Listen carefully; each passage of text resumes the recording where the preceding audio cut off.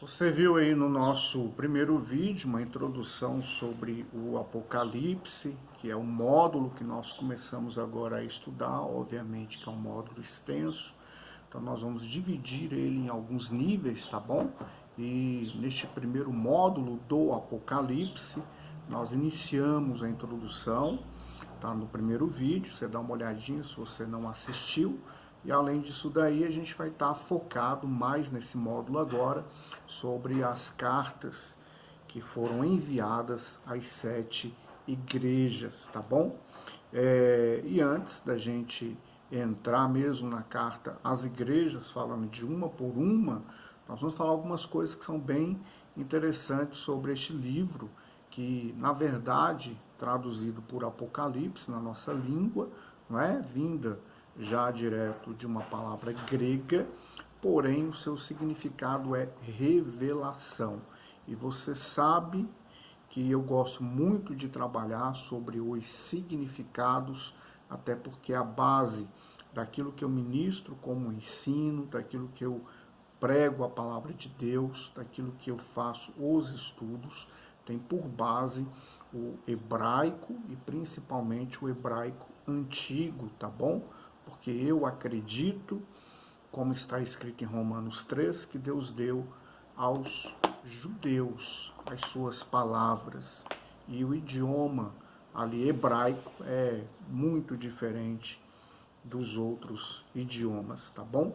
Então, olha só, versículo 3 diz assim: abençoado é quem lê e ouve as palavras desta profecia. Abençoado é quem lê e ouve as palavras desta profecia, conquanto obedeça ao que nela está escrita, pois o tempo está próximo. Então, é uma revelação ao apóstolo João, passada às igrejas, não só as igrejas aqui da Ásia, não é? Na ocasião aqui, historicamente falando, mas as futuras gerações contadas a partir desta revelação ao apóstolo João, tá bom? E aí ele começa então escrevendo, versículo 4, de João, para as 7 igrejas que estão na província da Ásia. Graça e paz a vocês da parte daquele que era, graça e paz a vocês da parte daquele que era, é e vem, e dos 7 espíritos diante do seu trono. E aí, olha só que interessante, o Senhor Deus, ele revela aqui a respeito dos 7 espíritos diante do seu trono. Isso aí me remete ao que está escrito pelo profeta Isaías, falando a respeito dos 7 espíritos.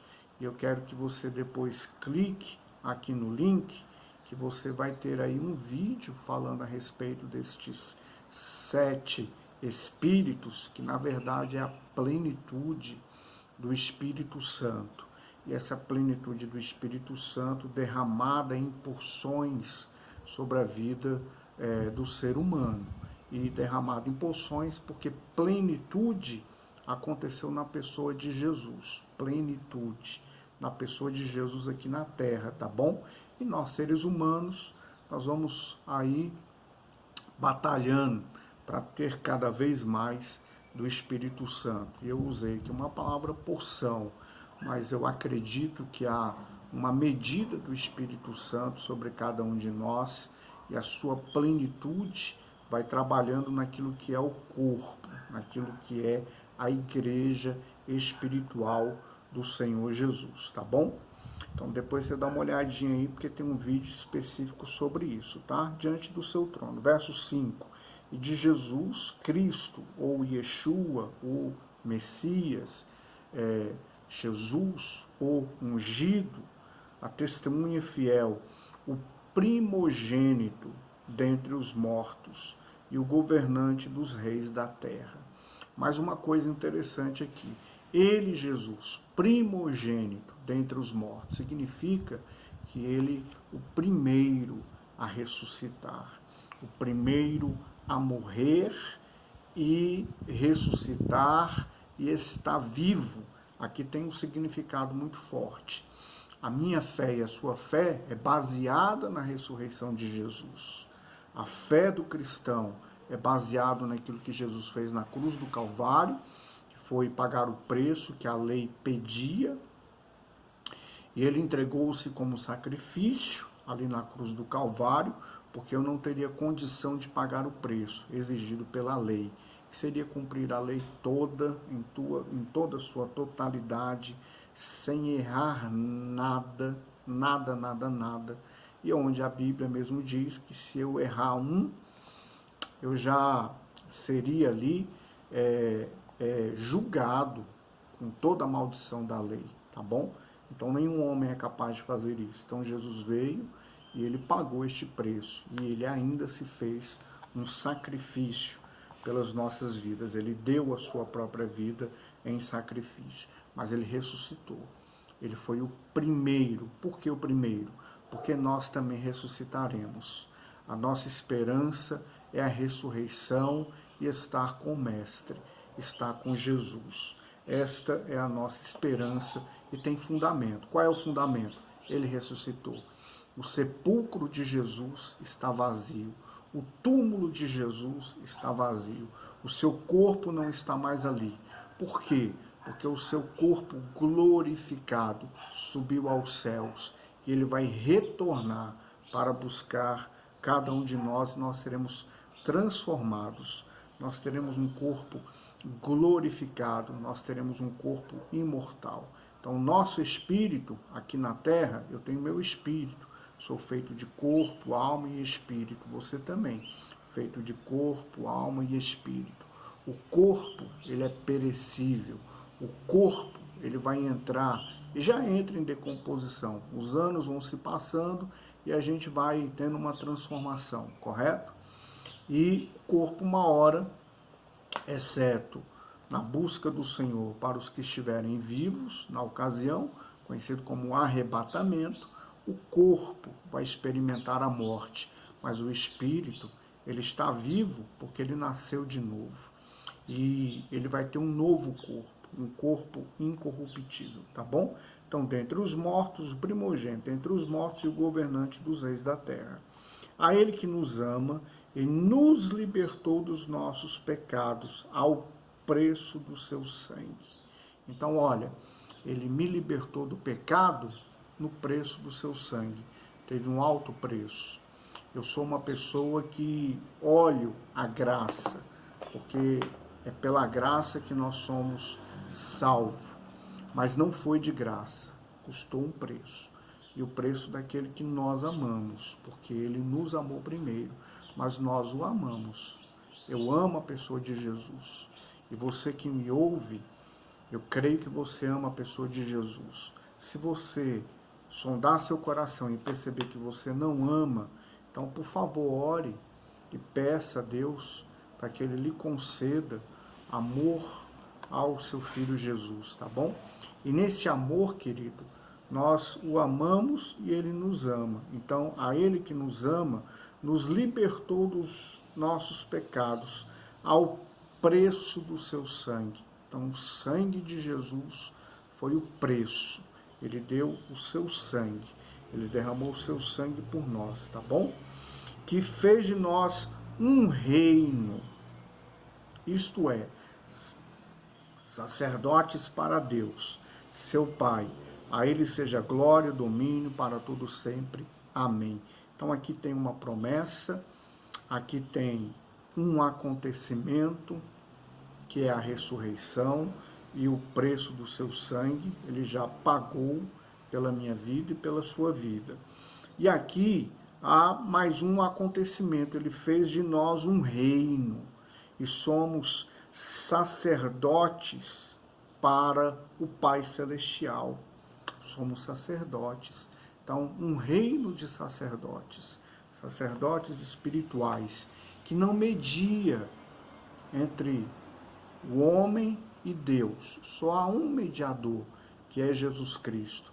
Mas nós prestamos culto a Deus. Nós entramos diante de Deus como o sacerdote antes entrava. O sacerdote antes entrava diante dos santos dos santos. Então ele entrava na presença de Deus, mas tinha todo um ritual a ser cumprido, e dentro desse ritual a ser cumprido, o sangue de um animal ele era derramado, um animal inocente, porque aquele animal estava levando a culpa, estava levando os pecados do povo que ali estava arrependido. Então o animal ele era sacrificado. Então a nossa dívida de pecado naquela ocasião, eu digo a nossa, de forma atemporal, fora do tempo, mas aquelas pessoas que viviam na velha aliança, elas tinham que se arrepender, e além de se arrepender, tinha que ter uma troca. A troca do seu pecado era representado pelo sangue de um animal inocente, puro, sem defeito, sem mácula. E ali o animal ele era sacrificado e o sangue oferecido em prol do pecado do povo.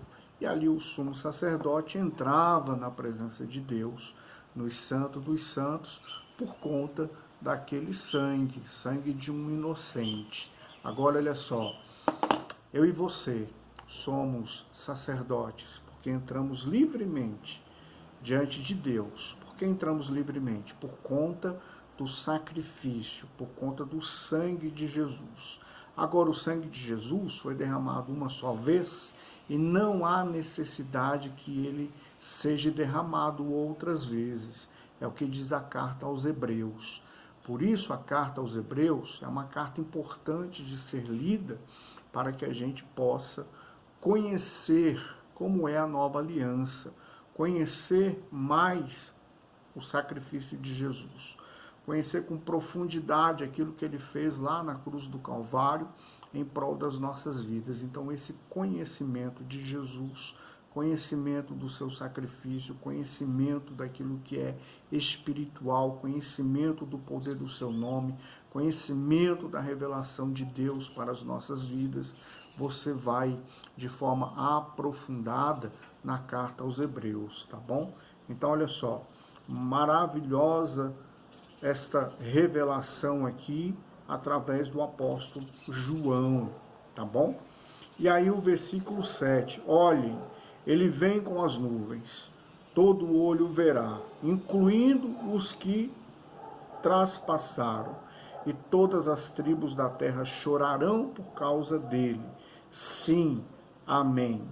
E aí o verso 8, aqui, em hebraico dito, que ele é o alfa, em hebraico, que ele é o Aleph e o Tav, que é a primeira letra inicial do alfabeto hebraico, e o Tav, que é a última letra. E eu quero falar dessas duas letras para você no próximo vídeo, tá bom?